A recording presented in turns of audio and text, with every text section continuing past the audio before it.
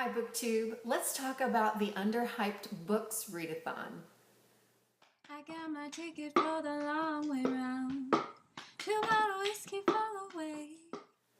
You know, I wasn't going to take part in this until like Monday, very last minute, because I don't generally like to do readathons. I feel a lot of pressure, but then I also feel a lot of accomplishment when I have read books. So this one didn't have all that much planning to it. You know, you just needed to read books that had 5,000 ratings or less on Goodreads.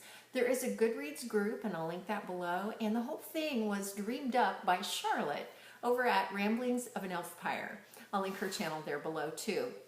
And if you want to follow this on Twitter, you can use hashtag underhypedreads, which I've been doing. It's great to keep up with everybody's progress. So we're getting towards the end of the week, but because I went ahead and did a Friday Reads video, I thought I'd do an update video for this too.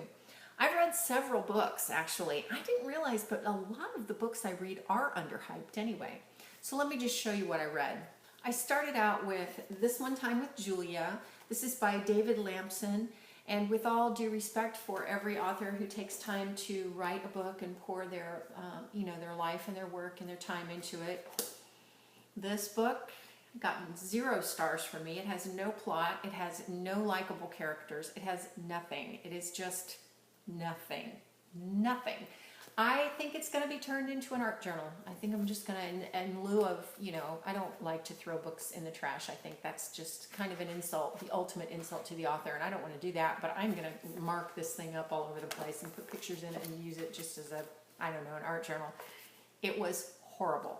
It only had 187 ratings, and so it needs to remain underhyped. And he needs to write other things that are fabulous. Boy, that book was awful. I followed that up with The Secret Year. This is by Jennifer R. Hubbard. It's a great little book. I gave it 4 stars, and it has 3,146 ratings. Then I picked up Like Moonlight at Low Tide. This is by Nicole Quigley. It's a sweet little slice of life. I gave it 3.5 stars. I rounded it down to 3 because I wasn't overly engrossed with the plot, and it's a very dense book, so it's very wordy. It's very verbose, but it was really good. And then last night I just finished up After the End on audio. This is by Amy Plum. It is the first in the After the End series. This was also underrated. It has 1,898 ratings, and it's really good. I gave it 4 stars. Huge cliffhanger. Oh my gosh. I know I have a feeling everything's going to be okay, but I hate it when books end like that. And then I am midway through The Other Side of the Island by Allegra Goodman. This is a middle grade book. It's a dystopian, and I am about 30% of the way through. I'm on page 81. And it's not overly enticing. It's the kind of book that if you put it down, you don't necessarily want to rush right back and pick it up again.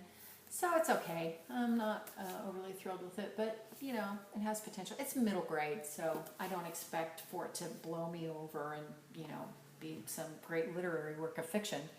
I'm also about 50% of the way through Toxic Heart by Theo. This is book 2 in the Mystic City trilogy, and it only has 581 ratings, which surprises me because I thought that was a fairly well-known trilogy.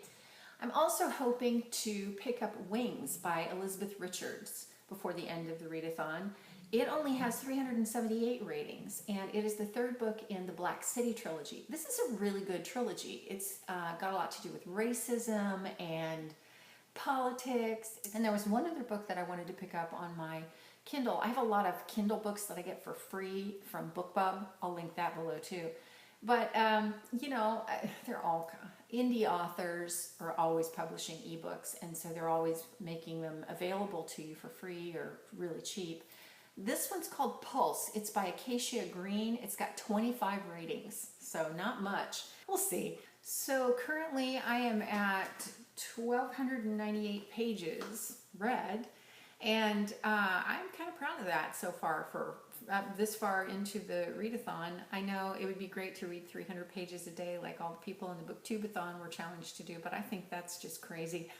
I mean, even if you don't have a life and all you do is read, that's an awful lot of reading. So Anyway, that's my progress so far. I will keep you updated at the end of the readathon and kind of give an overall review. And until then, I will see you next time. Thanks so much for watching, and also find all the links below and come check us out. It's a really fun thing to do. When I'm gone, you're gonna miss me.